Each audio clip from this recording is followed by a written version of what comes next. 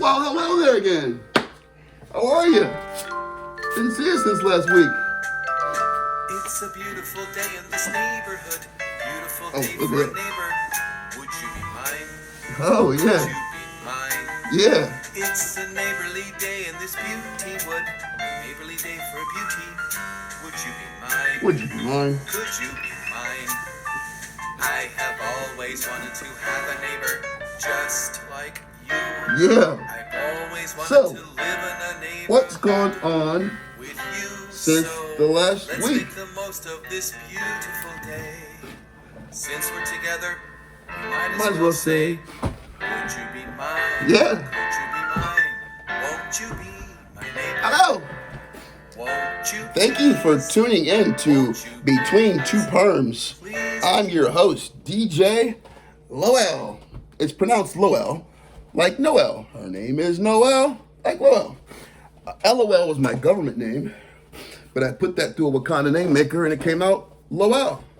So hello, and by the way, you guys gotta understand something. We don't own the rights to any of the music that we play in this episode, but that kind of goes without saying. So Between Two Perms, we're here. This is episode 3.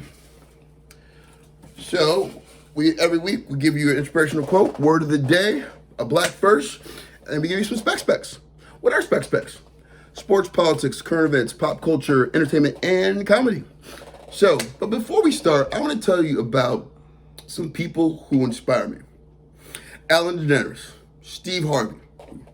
Not filming on Studio B here. Ellen DeGeneres, Steve Harvey, Richard Pryor, Alex Trebek. I am a trivia host. Pee Wee Herman.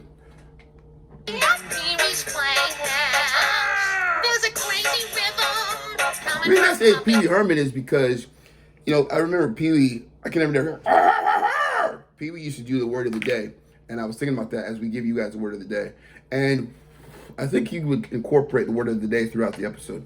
We'll try to get better at that. Someone else who inspires me. I channel my inner. You see what I'm going there? My audio listeners can't see what I'm doing. I'm wearing suspenders today in honor of, the bow ties for Pee Wee Herman, but the suspenders are in honor of Larry King. We lost a giant. I used to tune into him all the time, and it was cool because I think Oprah said it first, but she was right. When you travel all over the world, I've been to Thailand, been to Europe, France, Italy, Spain. Wherever you go in the world, you could always get CNN. You could always see Larry King live. So here's for you, pal. We're gonna miss you.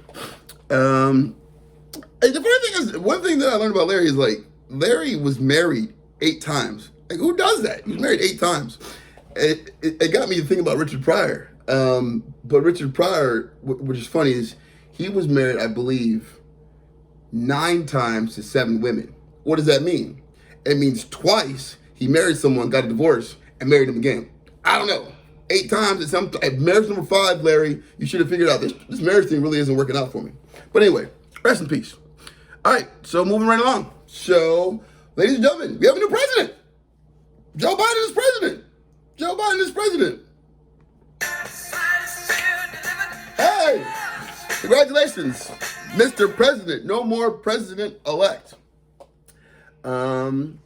So Trump is moving up like the Jeffersons. We saw them loading up stuff. And when I say he's moving up like the Jeffersons, I mean that dude, the White House, in all honesty, was beneath him. I mean, like, if you go to his house, it's gold toilets and gold, faucets. So I say moving up like the Jeffersons, because now he's going down to Mar-a-Lago. And here's the thing. There are still a lot of people, and Trump left office with a 29% approval rating, which is lower than Jimmy Carter. The thing about Jimmy Carter, real quick, is that people said he had a terrible presidency. I don't know if I agree with that or not, but his post-presidency, his humanitarian work that he's done with Habitat for Humanity and things like, the guy's still alive. He's like 96 years old, and he's continued to work. The guy was a peanut farmer. Went into office, tried to change the world. He left with a 33% approval rating. There was the Iran scandal situation that was going on, the botched rescue mission. But, so Carter gets a bad rap, but Trump is leaving with a 29% approval rating, which is lower than Carter. And here's the thing I'll say about Trump. Still a lot of people think that the election was stolen. If you think that, I don't understand why. Because there were 60 cases, 60 lawsuits that were brought about whether or not there was fraudulent activity in the election. 59 of those cases were thrown out by judges appointed by Trump himself, Clinton, Obama, Reagan, both Bushes. I think there might even been a Carter judge in there too. All these judges are saying there's no merit in these cases. And none of his lawyers will even say fraud in front of a judge because they know that they can be held in contempt for lying. If fraud is, there's a definition. That's not the word of the day. But I thought he was gracious in his farewell address, as gracious as he could have been. But here's one thing I'm going to do before I close the book on this. Kellyanne Conway, you can agree, I disagree with her or not. I vehemently disagree with her. She was one of Trump's top advisors. And what she's done is she's supported every single lawsuit, exhausts every opportunity you have to see if there's something there. There's no there. There's no there. So what does Kellyanne Conway start to do? She's pivots. What do I mean when she's pivot? Now she's focusing in on the accomplishment Trump has had. Let's not sit there and talk about cry over spilled milk. Let's sit here and celebrate what you were able to accomplish. Anyone who gets in office is going to accomplish something. I'm going to give you a couple highlights. They appointed 300 federal judges. If you're a conservative, that's great. I'm not happy about it. Whatever. 300 federal judges. 3 Supreme Court justices. Corporate tax rate was cut from 35% to 23%. Largest tax cut in history. But the challenge, and those are some of the things that you can, and Trump can even sit there, and when he left, he was going to go down to the border and, see all the wall that he built. Whatever. I don't agree with those, but those are accomplishments. Focus on that and stop focus on thinking an election is stolen, which it wasn't. There's no there. And the problem is, impeachments are never, executive orders are never a great thing. Why do I say that? You write an executive order, someone else comes in, and they can erase it with the stroke of a pen. So, that's where we are with politics. We're going to get into inspirational quote. These inspirational quote, word of the day, and the Black Verse are brought to you by the Roy Smith Law Firm. You guys ever are in Philadelphia, check them out. Even nationwide, they're good stuff. And the rest of everything today is brought to you by KCG Entertainment. Yeah, we got it on mask now. Look at you. KCG Entertainment, DJ Lowell, right? Host, executive produced by Ryan Scott Kilpatrick. Great. So, inspirational quote of the day. What lies behind you and what lies in front of you pales in comparison to what lies inside you. That's Ralph Waldo Emerson. Good stuff. The word of the day today. Today's word of the day is, and both of these words I think describe me in some way, in some fashion. And I'll try to do like Pee Wee and incorporate this throughout the episode. I'm not doing so good about that yet. Today's word of the day is circumspect. Circumspect. As a public speaker, as I am, Ryan was extremely circumspect. He always took great care not to say the wrong thing or to give offense. I don't want to get canceled, so I got to circumspect some situations. Hey, where did I go? The circumspect general did everything he could not to put his soldiers at unnecessary risk. The word circumspect comes from the Greek roots meaning around and look, as to do the word circle and inspect. To be circumspect is to look around carefully before doing something. That's it. Right. I love it. Okay. Next, we're going to talk about a Black Verse. We do this every episode between two perms. 25, 45 minutes. Specs. 25 to 45 minutes every Monday delivered. So here's your black first. 1949. Gordon A. Parks Sr. Now, I don't know if there's a relationship to Rosa Parks or not. We don't know. We'll do some more research. Became the first black photojournalist on the staff of Life magazine. While working as a waiter on the North Coast Limited, he was inspired to become a photographer. He began his career in 1937 with the camera purchased in a pawn shop. I've been to pawn shops. I know that works. It became what he called his weapon against poverty and racism. I love it already. He returned to Chicago, where he captured much of the South Side. Hey, I'm from Chicago. Much of the South Side slums on his camera. Parks was the first black to receive the Rosenwald Fellowship for Photography in 1942. He was the first black to work for the United States Farm Security Administration, and as a photographer in 1943, the first to work for the United States Office of War Information as a photojournalist and as a war correspondent. Parks was named the magazine photographer of the year. Parks was named Magazine Photographer of the Year in 1961. A gifted film director, he was the first black to direct movies for a major studio, including the feature film Shaft. Who knew? Who knew? I should have dropped in some Shaft movie there. Never mind. This is a work in progress. He also gained fame for his autobiographical, that's a word of the day too, book, A Choice of Weapons and Learning Tree. So, there's your black first. All right, moving right along. We're going to get into, let's talk about the current events, headlines. First of all, the current events thing is interesting to me. Y'all going to leave Bernie Sanders alone. Let that man live. If I see another Bernie meme, I'm going to lose it. What else is going on at the inauguration? Oh, apparently Garth Brooks got hair plugs. Blame it on my roots. I showed up in boots and ruined your black tie affair. Speaking of hair plugs, speaking of plugs and roots, apparently Garth Brooks has got hair plugs.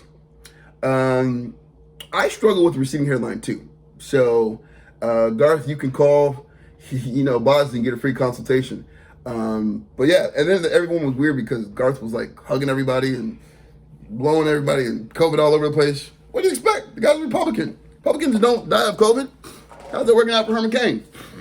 All right, and the other thing that I took away from that was the Amanda Gorman. You don't know her name? You will. She gave a poem. It was awesome. It was great. It was passionate. Apparently she's going to run for office in 2035. And that got me to reminding myself that I'm going to share with you. My audio listeners will love this. A poem that I wrote a few years ago. This was during the time when Trump was being elected, and during a time when, I forget, at this time, 17 kids were killed. And I forget what school it was. But this is also during the time when Harambe, who was a gorilla, was shot and killed because a kid fell into a cage at the zoo, and then the gorilla grabbed the kid, and they had to make a decision, so they ended up killing the gorilla. So that just gives you a little bit of perspective in regard to where we're going with this. This was just something that was on my heart a few years ago, and I just put pen to paper. And it reminded me of that when I was watching her give her speech. So here you go.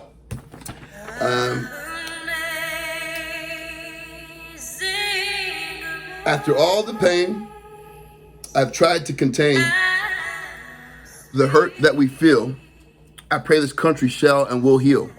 As soon as we get past, shall I stand or shall I kneel?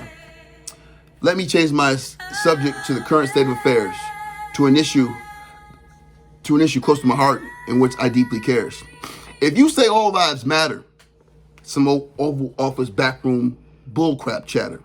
It comes off as an insult to the many lives, 17 exact at that time, that are taken, gone too soon, at the hands of members of a gun cult. To death I say, not today. Go fuck yourself, NRA. Sorry about that, blurb that out. Go screw yourself, NRA. A gun lobby, but that's totally okay. Until those guns get into the hands of NWA. Perspective. An unarmed gorilla dies and all eyes cries over the life of an animal. But you shoot and you kill a black man on the run, caught without a gun, and that's totally acceptable.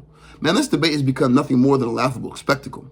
Trust me, I don't want to be divisive, but those days of putting us in chains and giving a whole family pain and making us submissive are over. Black Lives Matter. Dear Mr. President, for you, I did not vote, but for you, I pray and I hope. Damn, I miss those days of hope and change. America can continue to be great with much less hate from your administration that has a fixation on hocus pocus focus from POTUS. Hocus pocus focus from POTUS. Bars. Or some bull crap in the past that broke us. Bars. Check it. Poetry and hip hop is not far from who we are. Life has always been good to me, never hood to me. Because I have a mother like no other. Every summer, no heat. Head to the CYC to get food to eat. She worked 3 stressful jobs and thrived so I could survive to continue her vibe. Check it. People willing to inflict pain on the masses and themselves, and this pumpkin Trumpkin known as Trumpkin bars will put that hocus pocus focus on mental health. Anyone willing for killing men, women, and children is a villain worth dealing the chair. So show our children you care and send that villain to the man downstairs. All lives matter indeed. Yo, my palms aren't sweaty. My life made me ready. That was a reference to him. Damn, I wish that was him. Trump taking those bars on the chin. All I could do was grin. My palms aren't sweaty. My life has made me ready to help make change we can believe in. 17 lives dies, and we offer thoughts and prayers. Sit back and relax and get that to the man upstairs. But all lives matter, right? Yo, I wrote this listening to some Cardi B, and I drank a fifth of Bacardi. And if you vote for Trump, sorry, not sorry. That's something that I wrote for you, ladies and gentlemen, but it got me thinking of something. Biggie was prophetical too. Biggie was dope. And I wanted to show you something.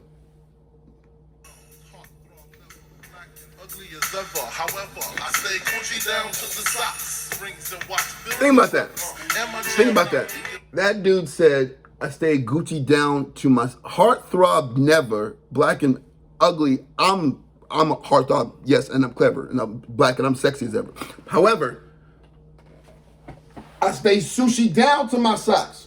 Sushi down to my socks. Okay?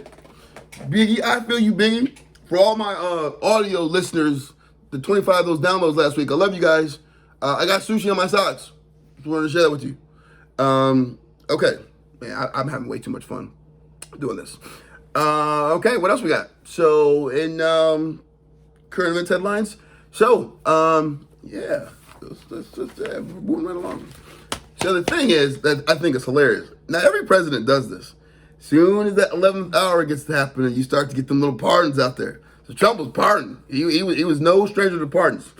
Lil Wayne got a pardon. Hey, he made Lil Wayne get great again. Lil Wayne got himself a pardon.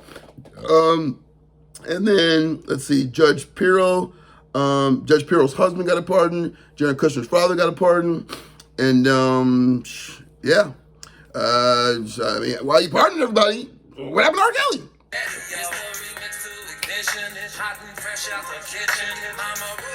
Why R. Kelly get a pardon? If you believe that Trump was really on that plane with Epstein, if you believe it, I don't know, I wasn't there. Maybe you and R. Kelly got something in common. Hey, let that man, hey, free R. Kelly. I'm just being facetious, which is another route. I'm being circumspect, I think. I'm trying to. Oh, word of the day. Hey, I'm circumspect. That was forced. Yeah, that was good. Yeah, and then in the headlines, the divorce of Kim is going to play out in the final season of Keeping Up with the Kardashians. For some reason, I feel compelled. Like every week, we got to mention the Kardashians. I hate it, but every week they're in the headlines. And then I found this story on the Wendy Williams show. First of all, I don't understand why all these rappers want to call themselves little. Just talk about Lil Wayne. Lil Yachty spent $80,000. Well, listen, Lil Yachty had a grill party, and what do I mean by that? This is definitely not what you think when you talk about grill out. Lil Yachty spent $80,000 to get rid of his colorful grill.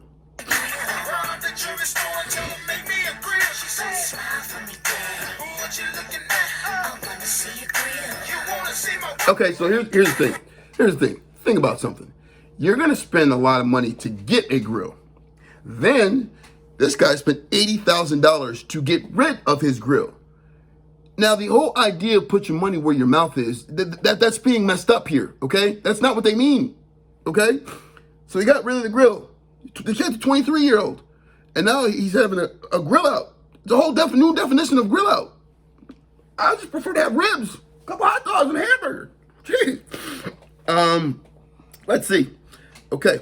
And then, moving right along, we're going to go to sports. Rest in peace to the home run king, Hank Aaron. He recently passed away. A lot of people still think he is the home run king at 755 home runs. A lot of people don't realize that Hank Aaron went through a lot of crap when he was getting ready to break a Babe Ruth's record. And because Babe Ruth was like, you could do no wrong. Babe Ruth was the guy. So shout out Hank Aaron. Mets fire, we went along. Mets fired GM Jared Porter for sending explicit messages in 2016. I don't understand this, people. Dick pics are so 2003. Seriously, why are people still doing that? Now, here's the thing. This is Michelle, call her Shelly. This is Lucinda, call her Lucy. We have relationships, but they've agreed, they've signed non-disclosures. I can send them any kind of picture I want, but they're consensual. They want them. We have a relationship. I've been with these girls for like 20 years. So we've been sending them for 20 years. No, but we don't send them. No, I respect my staff, so they're not getting any appropriate messages. I don't understand why that guy did it. Happened in 2006, then he got a job with the Mets, and then they found out the next day he got fired. Interesting. Philip Rivers retires after 17 seasons. So Philip Rivers retires from the NFL. He was number 5 in passing, number 5 in yards, and number 5 in touchdown. Interesting thing about this, I'm gonna make this full circle. I don't know if I can say circumspect, but I'm gonna make this full circle. Philip Rivers has 9 kids. Why do I say that? Larry King wasn't good at keeping at marriages, but this dude apparently is good at having children. 9 kids. You go, Philip Rivers, and I believe, and we'll have to fact check. I believe, no, he's a very super religious person, so I believe it's with the same person. I'm pretty sure. I'm not. That would be a conjecture. Oh, word of the day from last episode. Shout out, throwback. Moving right along. Atlanta Dream, WNBA. Atlanta Dream of the WNBA is close to being sold. Now, the owner, 49% minority stake, the owner, the former great senator from Georgia.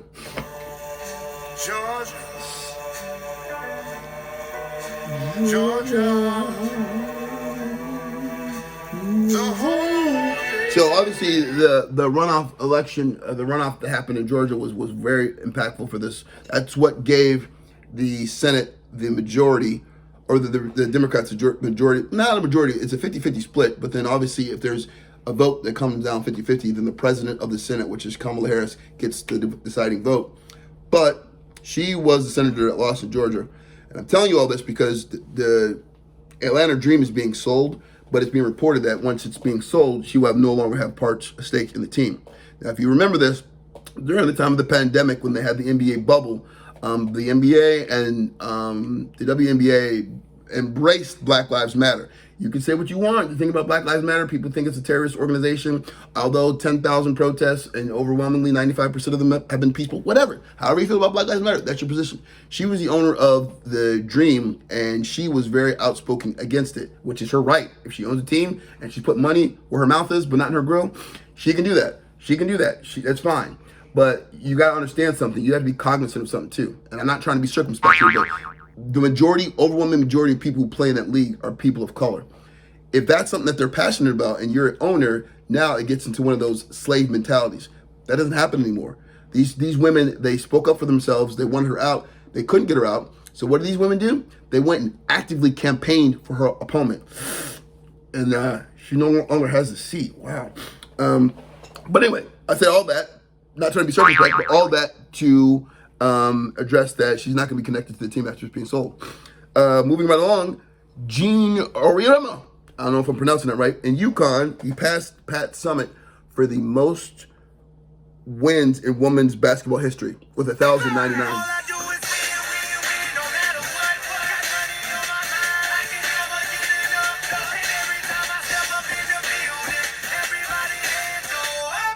I feel like a cheerleader. And they stay there. And they stay there. So congratulations to him. And moving right along. Now the next thing is I'm going to talk about. I'm going to set this up here. So I remember, and this is all funny. This all comes full circle. I was watching a documentary on Tiger King the other day, but and it just reminded me when Chris Rock. No, I did a documentary on Siegfried and Roy. My bad. The time when Roy got attacked by that tiger, and it was funny because Chris Rock said, "Y'all seen that tiger being crazy? That tiger being a tiger." And the reason that I'm saying that is because Tiger Woods has had challenges with health. It's plagued the later part of his career. The guy can't stay healthy. So when I think about that, I'm like, that's Tiger being Tiger. But he had knee surgery, or back surgery rather.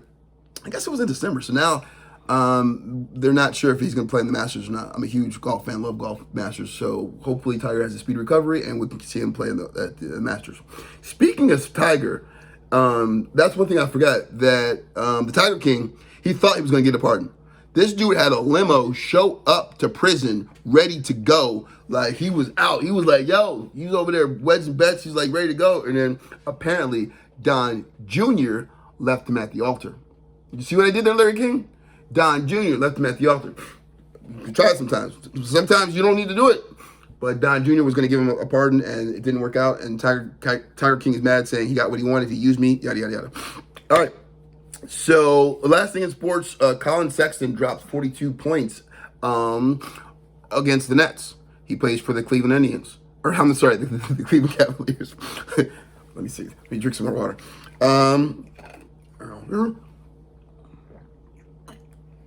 Yeah, I found this story interesting because Kyrie Irving had been MIA for a couple of days, and he was like getting his mind right.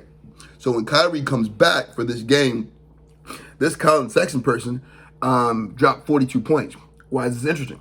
Because he plays in Kyrie's old building for Cleveland. He wears Kyrie's old number 2. He was wearing Kyrie's jersey, and he was wearing Kyrie's shoes, Kyrie's signature shoe. So this dude just channeled his inner Kyrie and dropped 42 and beat the camera 2 just dropped. Like, I need some more space on my other phone. But he just I just thought it was interesting. The next thing we're gonna talk about real quick about football. So we got Green Bay playing Tampa Bay. My interest there, I want Tampa Bay to win because I don't like the Packers. Second of all, I don't think it's ever happened where the Super Bowl you could have a home field advantage, because they pick a different location every year for where the Super Bowl's gonna be played. So if Tampa wins, the Super Bowl's gonna be played at Tampa. I don't know. But the thing you gotta think about this is there's no fans. I don't know how they're gonna do the situation, but typically home field advantage is because of the fans, right? But that whole energy, that whole week, it's a whole process. It's all fun. So if Tampa can get the Super Bowl and play Tampa with Brady, I'm all in. I'm all in on that. And then we got the Buffalo Bills against Kansas City. Patrick Mahomes is going through the concussion protocol, which, I mean, let's be honest. He gonna play 110%. He's gonna play 110%. Yeah. So I think if Patrick Mahomes plays, then Kansas City's definitely gonna win that one. That's my thought. Don't repeat yourself. Here. Okay, in pop culture, we're talking about The Bachelor. I absolutely hate myself for having to cover this stuff. However, now I'm invested. If anyone hasn't watched The Bachelor, again, it's a black person being a bachelor, and 110%. My conjecture is that he's going to marry a white woman. But there's a Sarah character, which was fascinating here.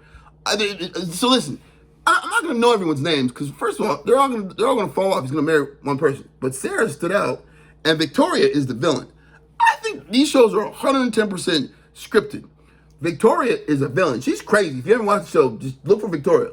But Sarah was already getting Matt's heart. But all of a sudden, and she did something weird. Like, Matt was on a date with another person, and that's his private time with the other people. They're all vying to get time, to get attention. Some people don't even get to talk to the guy. And all of a sudden, Sarah had already went on a date with Matt. So Matt was on a date with someone else. Sarah just shows up. Like, what are you doing? How you doing? Hey, what's going on? It's like, whoa, what's going on here? it's like one of those things where, like, if you ever like were at work, you got fired, and then you moved on, and all of a sudden you just show up to work the next day. It was like, yo, what you doing? Hey, excuse me. But I say all of that because Sarah left the show because Sarah's dad is challenged, he's battling ALS. So my thought process, why would you be on the show in the first place? However, you still do need love. But then it took a turn for me because one of the other characters, because I don't know everyone's name, was consoling her, saying she had lost her father like 11 years ago. And then Sarah's like, her dad is to the end of his time. And she was like, go home and spend every moment that you can with him. And it hit home close for me because I lost my father about 1.5 years ago. So now you've got the situation. Now you got my interest. So I hope she gets with her dad and she can cherish every single moment she can with him. Because I tell you what, I would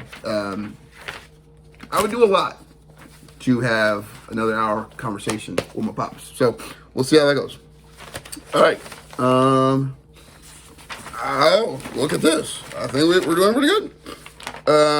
Okay, so you guys have been a great audience.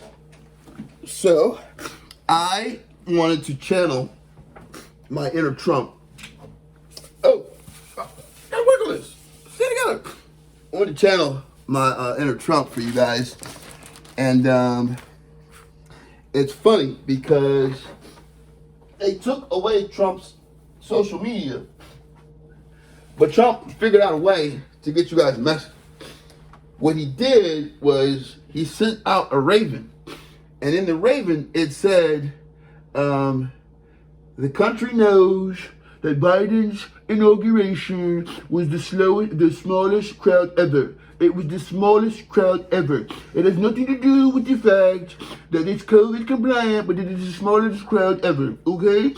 So that's all I wanted to know. The media can ban me all they want to. I'll send a raven, and I'll let you know that I'm still the greatest president ever, and I'm Donald Trump. Okay. So, let's talk about something.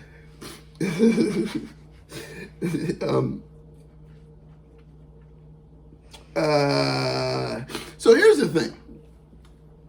As we're moving forward, I think a lot of people are looking into opportunities for reparations. Why do I say that? I say that because I think State Farm has got it all wrong. They take a white Jake and replace the white Jake with someone that's black. And I think that that's their idea of reparations. I don't understand this at all. They put the black guy in the commercial, same khakis, same everything. Jake from State Farm. State Farm, if you want to do this right, the real reparations, call that man Tyrone or Jerome from State Farm. Call him Tyrone from State Farm. Then we can identify with him.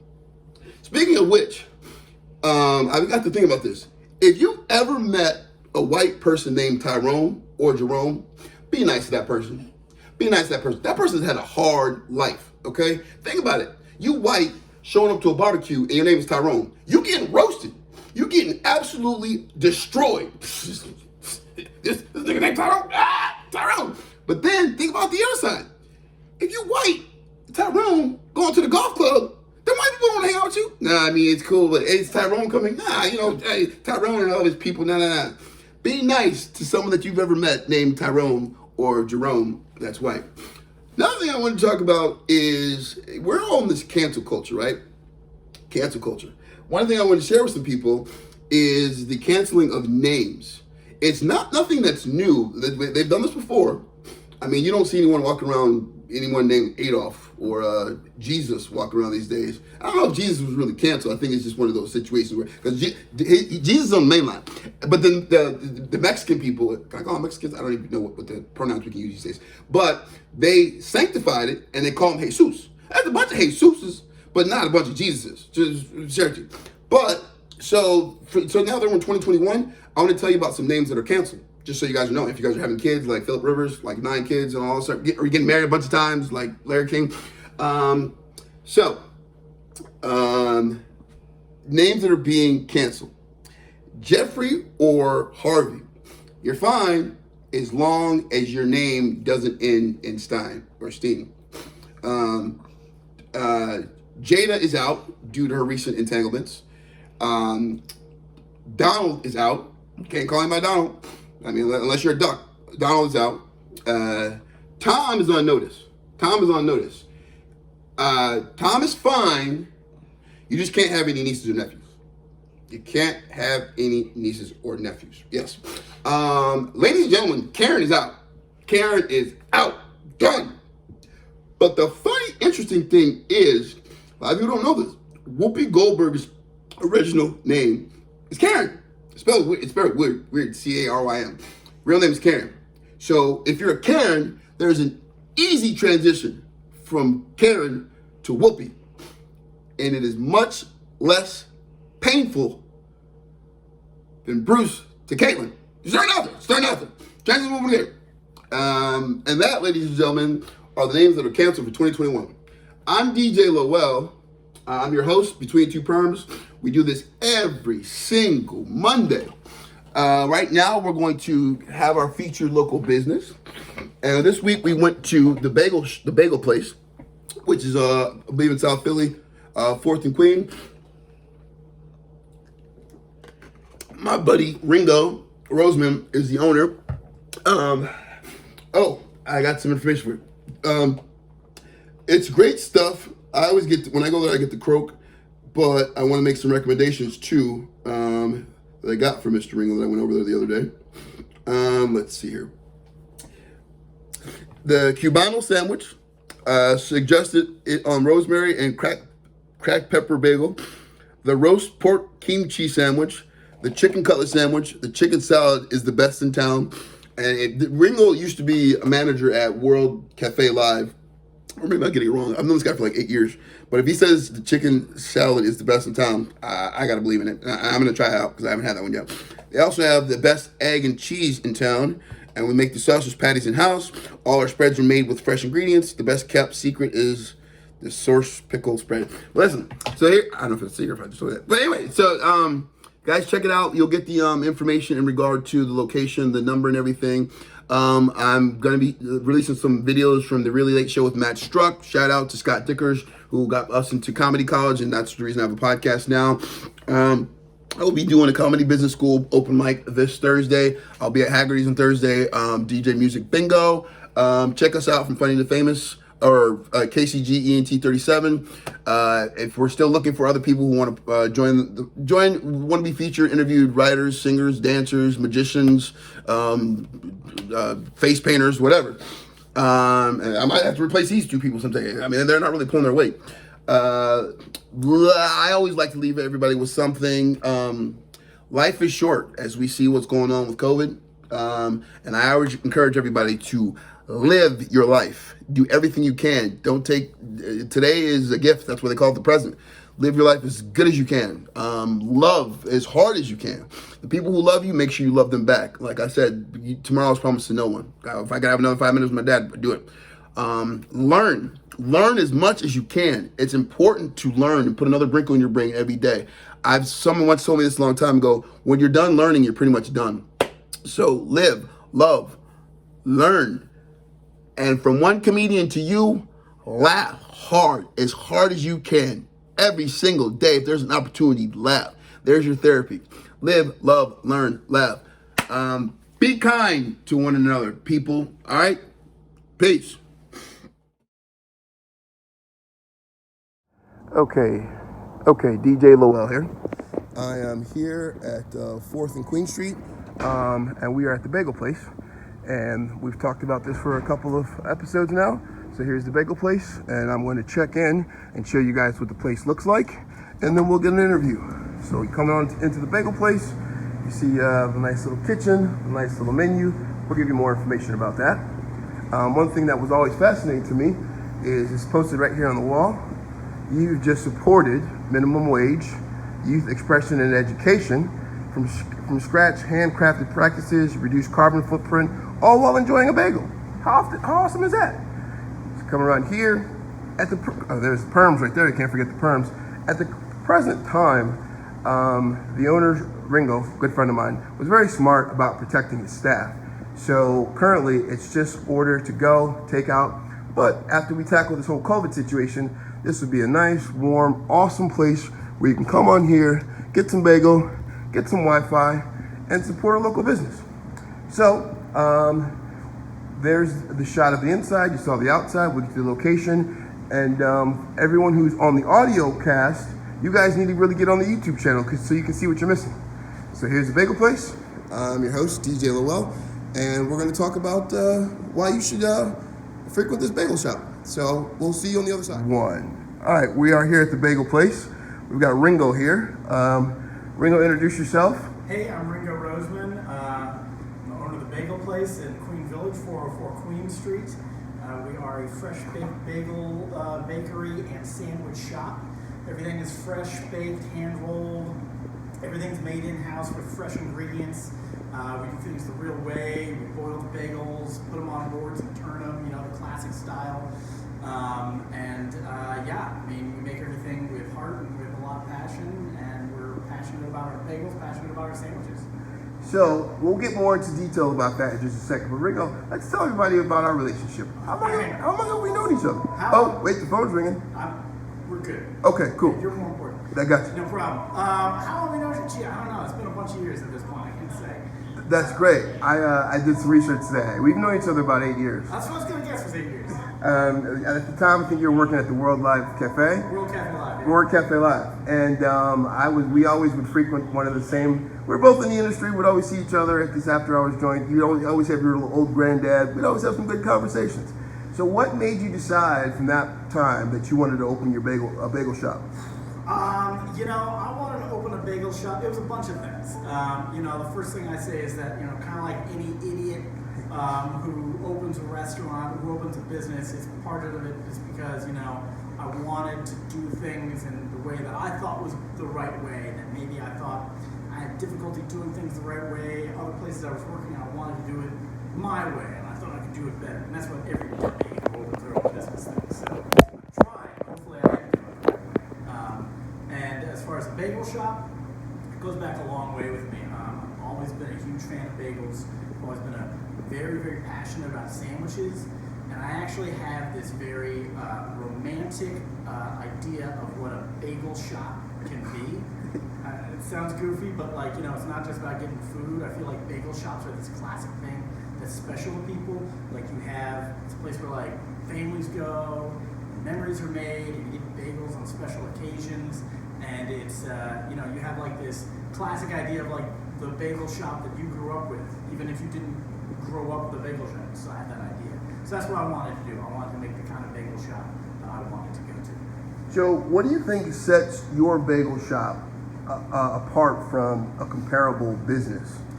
Comparable business? I don't know. Well, actually, we were just talking about this recently, but I always say that there are two equally important parts of my business, which is one is the product, and for everyone, this is our product is the food that we sell, the service that we provide in the atmosphere in which you're getting it, and that's rolled up in one makes the product. And the other equally important part of our business is the way that we run our business. So I didn't want to do this and not do it the right way. So it's important to me from day one that we are committed to contributing to our community. We do that in various ways. First thing we do is we provide a $15 minimum wage for all of our staff. That's the bare minimum that you can do. Wait, can you say that a little bit louder? Bare minimum you can do is provide a $15 minimum wage for your staff. So that from day one, that was something I wanted to do. It's not easy. It's not always easy, but I think it's very important. And if I couldn't figure out how to do that, I wasn't gonna do this. I wasn't able to right away, but eventually I was able to start offering benefits for full-time staff, which is something I'm extremely proud of. I was bummed it took me a while to be able to do it, but as soon as I could, I was able to. Other little things like that a lot of times, especially in the restaurant industry, employees don't expect what they should, and so we're trying to change that. We donate to charities, we give back to the community, we listen to the community and figure out what it is that they want. We really want to be a home for the community and for people to come in and say, this is a part of us, not just somewhere where they come to buy food. So I guess I'm going to assume if you're able to pay your employees $15 an hour and giving them health insurance and everything, I'm assuming these bagels are going to cost like $70 a bagel, right? Not quite. You know what? You're going to find that the opinion of what something costs varies greatly from person to person. There are definitely people who go, "Oh, the food's so expensive," and that's because I guess probably that they're used to buying their bagels at Dunkin' Donuts. We are more expensive than Dunkin' Donuts, but I work very hard to make things as affordable as possible. We are, our price point is the same, if not cheaper, than every other bagel shop in town. And most of those prices are the same. A couple other stores a little higher, but we are definitely one of, if not the most reasonably priced, actual locally owned bagel shops in town. Gotcha. Let's talk about, with everyone that we've interviewed, the COVID situation. How's that affected you? What should people expect if they're trying to come here and get bagels? Like, how does that work? It's a great question, and thank you. So obviously COVID's crazy for absolutely every single person. When things started here in Philly in early mid-March, obviously we didn't know what was going to happen. I can tell you as a business owner, the hardest thing to do, like I'm always making plans every single day, plan B, plan C, plan D. The hardest thing to do is run a business when you're not able to make a plan. So the very first thing is we didn't know what was going to happen. I said we're going to keep the shop open and keep staff paid for as long as we're able to do that. I didn't know if it was going to be 2 weeks. I didn't know if it was going to be a month. I didn't know. Luckily, after a while, things sort of evened out, but we made safety the very first priority. So as soon as the mask mandate went into effect, and it's funny to me, it's like the first time I've been in a room, several feet away from someone without a mask, and I can't tell you. We said, we're not letting people inside. We can't do it. It's not worth it to put our staff at risk. It's not worth it to put the guests at risk. So we hand everything out through a window, and our guests have been just so awesome about working with us on this. A lot of them are very appreciative of it. We ourselves, we wear masks all day. We don't take them off. We wear gloves all the time. We sanitize all our surfaces. We talk all the time about especially being safe when we're not at work, because that is as important, if not more important, than what we do at work. So safety is our primary concern, and that's above all else. Aside from that, I will say, knock on all kinds of wood, we've been very lucky. We were able to sort of pivot and be able to continue offering services to our awesome guests. A lot of my friends have been out of work for a very long time. So I recognize how lucky I am that we're able to continue doing that, because it is a lot harder for a lot of people. And as difficult it is for me, food costs sometimes twice what it used to. Being able to buy, disposables, paper bags, gloves cost 4 times what they used to. A lot of times you can't even get them. It's just all these little things that are difficult to do. But again, it's important, and I do feel like we're able to help the community by continuing to serve. So I got 2 questions for you as we're winding down this interview. What do you think are some of the short-term goals and some of the long-term goals, like a vision you have for the bagel place? Well, I have a lot of goals for this place. People ask me all the time, they're like, when are you going to open another one? And the answer is probably never. But the thing I always say, which is true, is that there's so much more I want to do here first. I want to be able to offer a whole lot more food. The staff, we always have more fun when we're making specials and being able to be creative and stuff like that. It's been tougher recently, but I'm very lucky we have this indoor space, which is big. It's bigger than a lot of sandwich shops. It's more of like a cafe sort of feel. We get a lot of families in here. We get a lot of strollers. People sit and do like their work on laptops and stuff like that. But we're also closed at night. I want to be able to use this space for the community. Normally, pre-COVID, we would have once a week different groups come in. The Deaf Hearing Communication Center would come in once a week, and we would donate the space to them, and they would teach American Sign Language classes. And that's the only place in the city that you could get those services. I want to have book clubs come in here. I want to teach bagel classes. I really want to kind of grow what we are in the community and what we can do for the community. Speaking of that, so trying to compartmentalize with the bagel place and what you guys do, what are the hours of operation here typically? We're open from 7 a.m. to 2 p.m. 7 days a week. We're closed like a couple major holidays, Thanksgiving and Christmas and stuff like that. We used to be able to be open until 4 before COVID. Now it's 2. It's probably going to stay at 2. It's just more easier that way. Other than that, do you have any final thoughts? Final thoughts?